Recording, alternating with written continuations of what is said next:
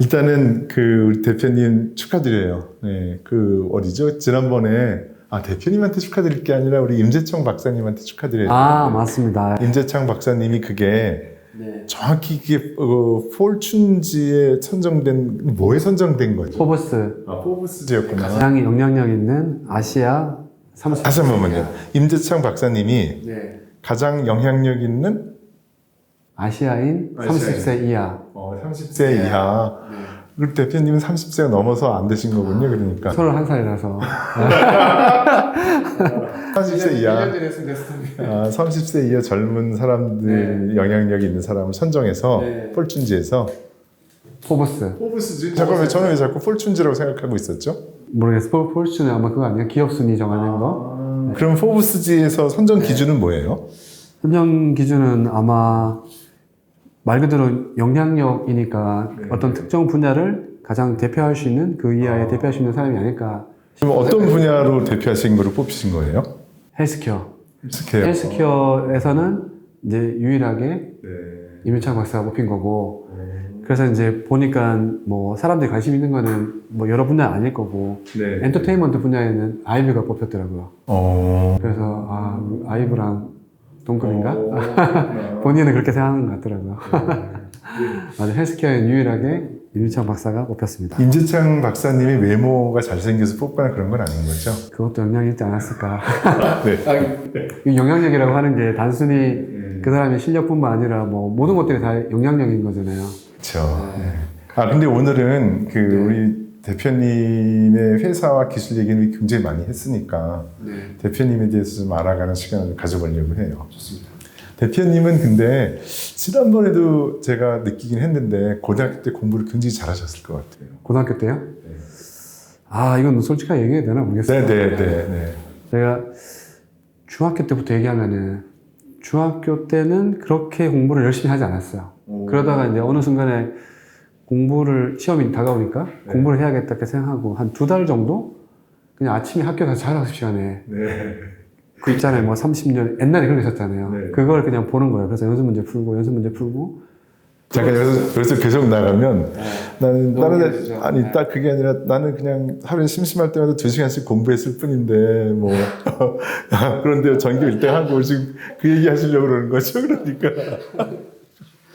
그러니까 너무 솔직하게 얘기해서 일단 우리 대표님은 머리도 좋으신 거로 일단 여기서 공부도 잘했지만 포스텍 가신 거죠. 그치? 포스텍. 맞습니다. 네. 그리고 그 다음에 박사를 저기서 포스텍 하고 그럼 어디죠? 거기 가서 하신 연구소?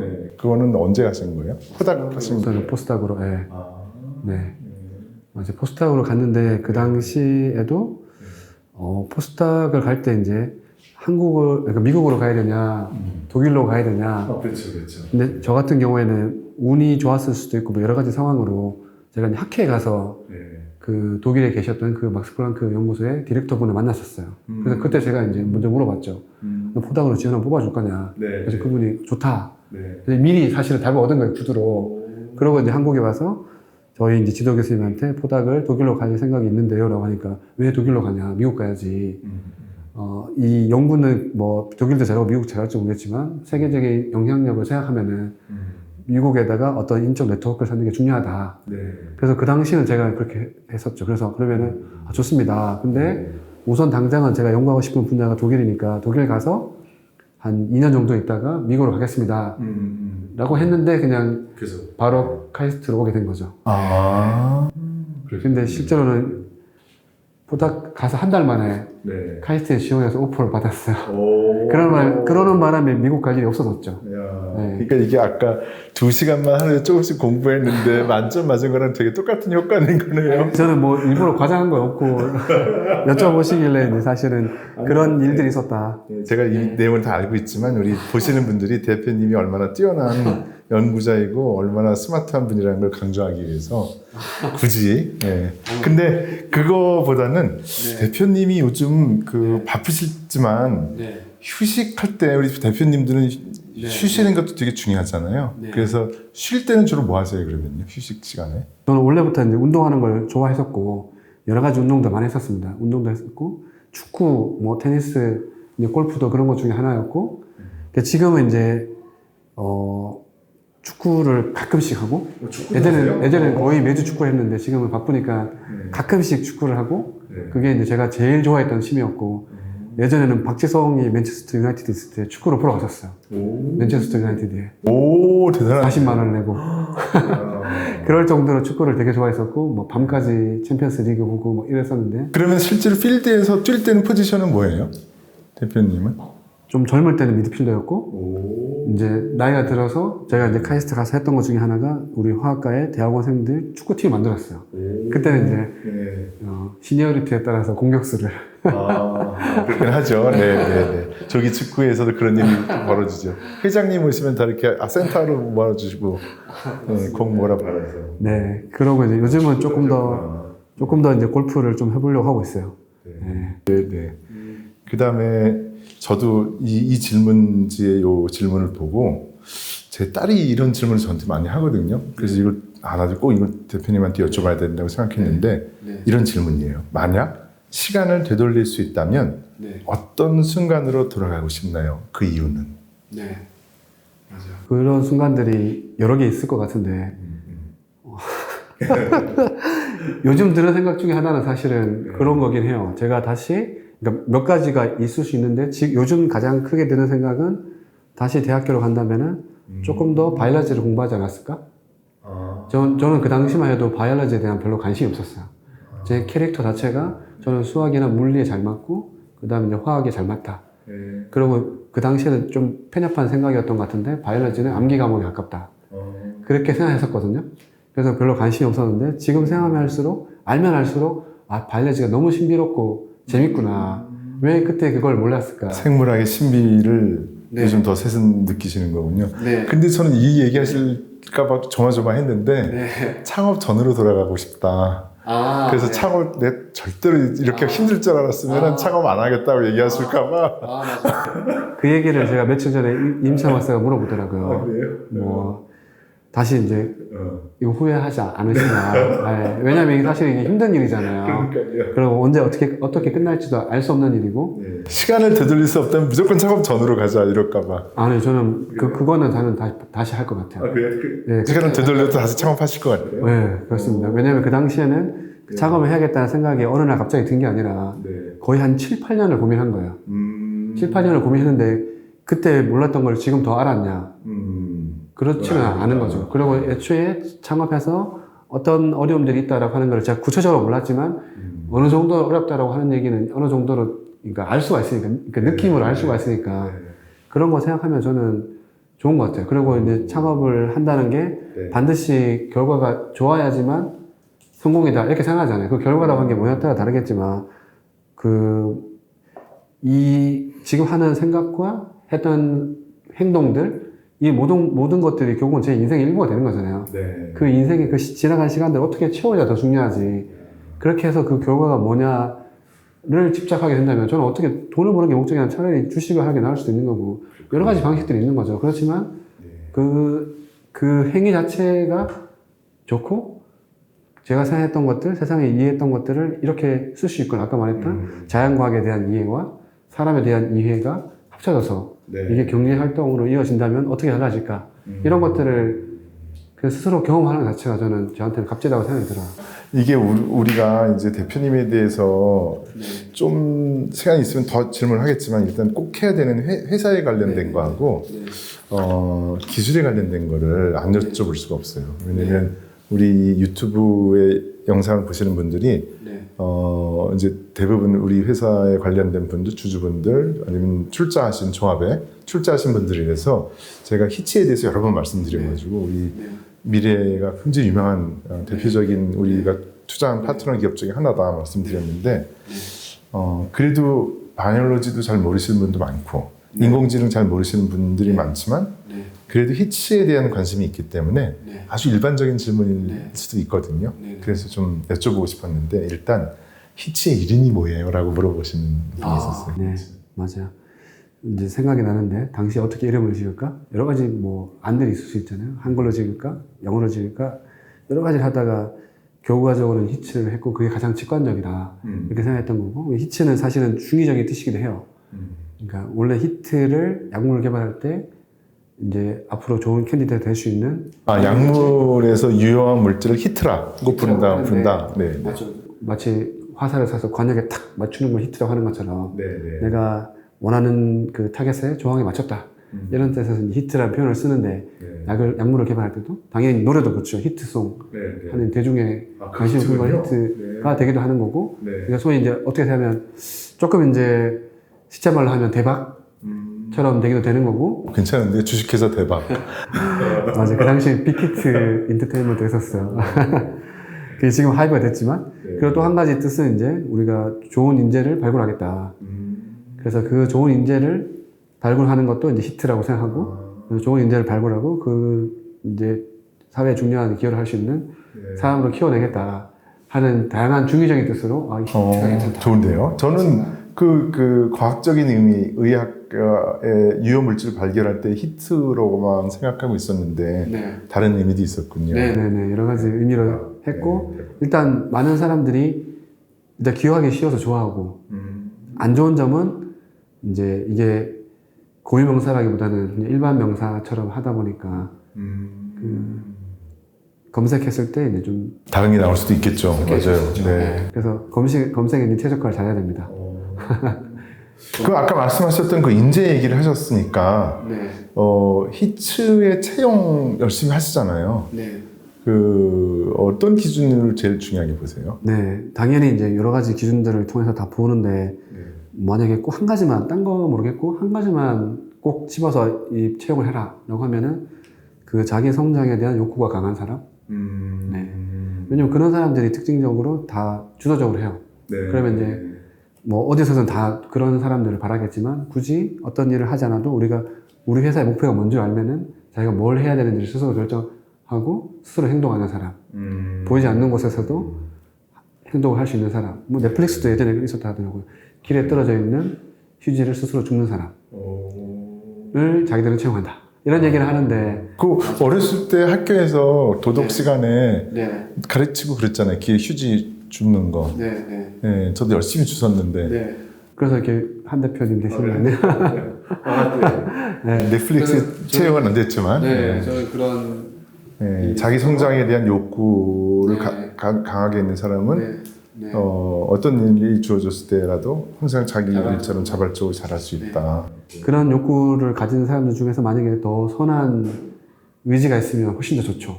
근데 제가 뵌 히츠의 직원분들은 다 좋으신 것 같아요. 그렇게 말씀해 주시면 너무 감사드리고 저희 이제 그런 기준으로 뽑다 보니까 더 그런 사람들을 채용하려고 하고 있죠. 그렇군요. 그러면 약간 좀 더 이어서 그런 분들이 지금 제가 알기도 굉장히 많이 계시고 내부에 그래서 히츠만이 갖고 있는 독특한 기업 문화가 형성되고 있는 것 같은 느낌이거든요. 어떻게 정의하실 수 있어요? 히트가 가지고 있는 회사의 기업 문화. 그래서 저희도 이 기업 문화라고 하는 거를 초창기부터 이게 중요하게 생각하고 만들려고 했었어요. 왜냐하면 이게 결국은 그 회사의 역량이라는 건 사람에서 나오는 건데 이 사람의 역량을 끄집어낼 수 있는 가장 좋은 거는 그 문화라는 생각이 들어요. 혼자 하는 게 아니니까. 여러 사람들이 같이 해야 되는데 그러면 이제 여러 가지 키워드들이 있을 수 있잖아요. 그래서 저희가 했던 것 중에 하나가 이 키워드들 한 13개 정도를 배열해서 각자가 투자를 한다면 어디다 투자할 거냐. 그 가상의 코인을 만들어서 줬었어요. 10개의 코인을 주고 각자가 저금통을 만들어 놓고 투자를 해봐라. 이 13개 단어에다가 그 통장 투자를 많이 받은 걸 골라낸 거죠. 그래서 이제 그런 것들을 꼽아보면 총 4가지가 있는데 그 4가지 중에서 제가 생각했던 가장 제 스스로도 이걸 꼽겠다고 생각했던 것 중에 하나가 이제 성장과 지속 가능성. 사실 이게 2개가 되게 양면성이 있어요. 내가 빠른 성장을 위해서는 어떻게 하면 내가 이제 버닝이 될 수 있는 거죠. 그러면 이제 빨리 성장하는 것 같지만 사실은 지속 가능하지 않거든요. 근데 사업도 그렇고 인생도 그렇고 자기 개인이든 회사든 다 사실은 불꽃처럼 타버리는 건 아니잖아요. 그러니까 이 장기 레이스를 해야 되니까 그 묘하게 서로 다를 수 있는 이 2개를 얼마나 잘 갖추느냐 하는 게 너무 중요한 거죠. 그러면 이제 당연히 이 2가지를 잘한다는 거는 자기 관리를 잘한다는 뜻이기도 해요. 자기 관리를, 자기 스스로의 멘탈이나 육체적인 것들을 잘 관리할 수 있는 사람. 그래서 이 2가지 가치가 가장 기본으로 갖춰준다면 거기에 더해져서 나머지 이제 우리가 생각하는 어떤 역량들 이런 것들이 갖춰질 거니까. 그러면은 일단은 그렇게 해서 비전을 도출해낸 거는 이제 아주 굉장히 뭐랄까 좋은 방법이었다고 생각이 되는데 네. 제가 느낀 네. 히치의 기업 문화도 굉장히 닮아 있는 것 같아요. 왜냐면 히치에서 일하시는 분들하고 제가 커뮤니케이션하는 일이 종종 네. 있잖아요. 주주로서. 네. 그러면 다 대부분 자기 일처럼 하세요. 네. 네. 왜 대화나 말투나 네. 일을 대하는 네. 자세에서 느껴지잖아요. 네. 누가 시켜서 하는 일이라는 느낌을 받은 일이 별로 없어요. 그러니까. 그게 굉장히 강력한 힘이 아닐까라고 생각할 때가 많거든요. 맞습니다. 누구라고 콕 집어서 얘기 안 해도 아시죠? 두세 사람 네. 제가 주로 네. 커뮤니케이션 하는 분들이 네. 그래서 이분들이 일하는 걸 통해서 저도 배울 때가 있어요. 네. 지금 아까 말씀하신 그 자기 성장에 대한 욕구, 네. 그 다음에 성장, 자기 관리, 지속 가능성, 자기가 자기 일처럼 하는 네. 그거가 키치의 가장 큰 기업 문화라고 저도 생각하고 있었거든요. 네. 네. 맞습니다. 그렇군요. 야, 이제 앞으로 크게 성공하실 일만 좀 남아있는데 지금도 저는 굉장히 성공하고 계시다고 생각해요. 그리고 그러면 이제 약간 조금만 더 이어서 대표님의 회사 또는 히츠의 미래 얘기를 조금 해보려고 해요. 네. 그러니까 뭐 한 5년 후의 모습 네. 혹은 조금 더 길게 봤을 때 궁극적으로 이루고자 하는 네. 목표 혹은 가치 네. 어떤 게 있을 수 있을까요? 5년 뒤에요? 네.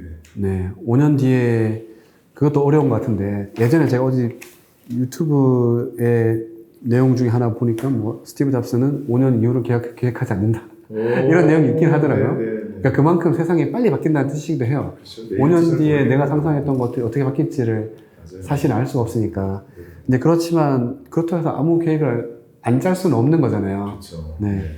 맞아요. 저희 같은 경우에는 그 5년 뒤에 어떤 걸 이루고 싶냐 하는 게 일단은 단기적으로 그 5년 안이라 쳐보죠. 5년 안이다.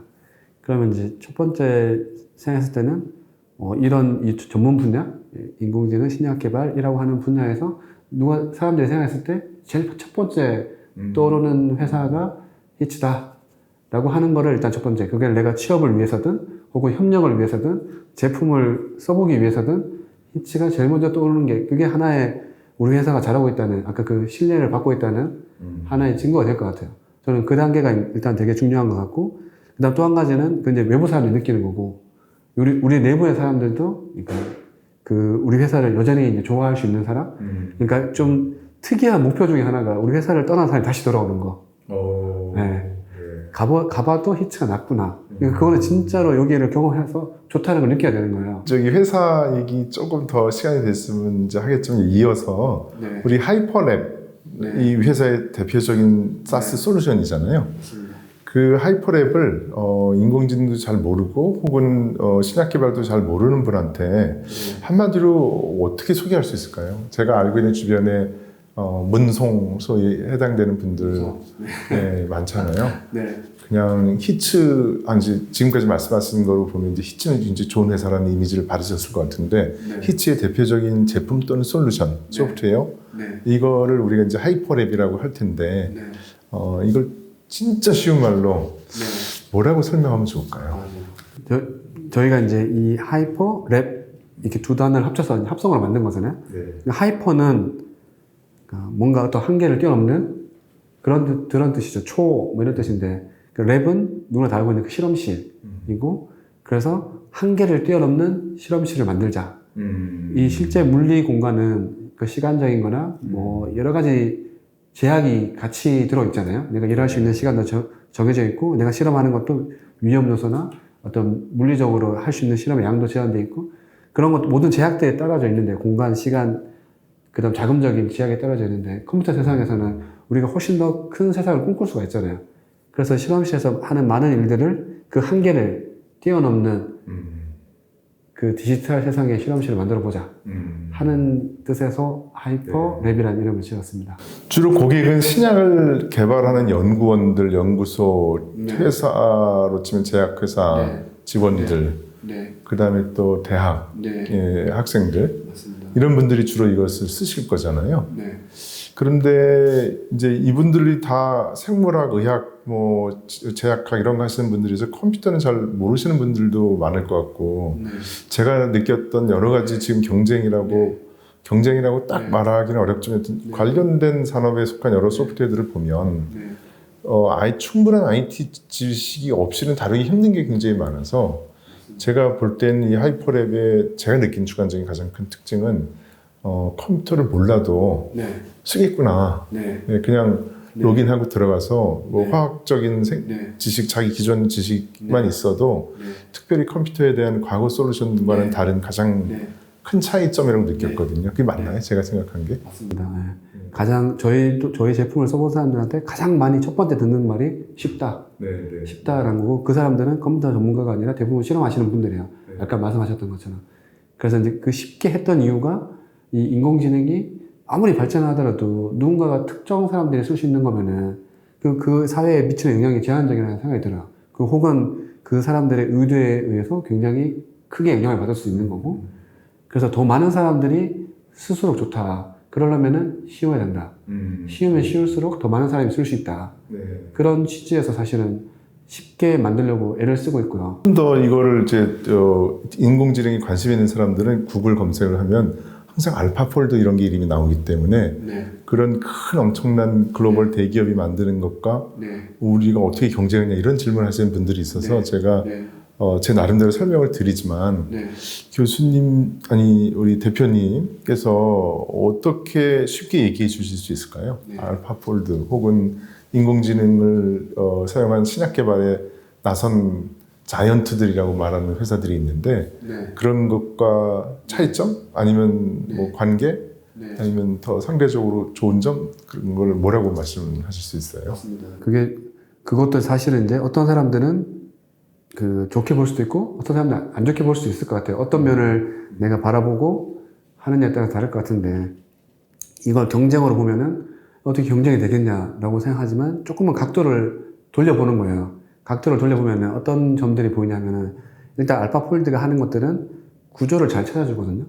근데 저희는 이제 주로 구조 기반의 신약 개발 소프트웨어를 만드는 걸 하는 건데 다르게 얘기하면은 타겟에 대한 구조가 없으면은 할 수 없어요. 근데 예전에는 주로 이제 실험에서 밝혀진 구조에 의존을 했는데 지금은 그거에 대한 문제가 사라졌죠.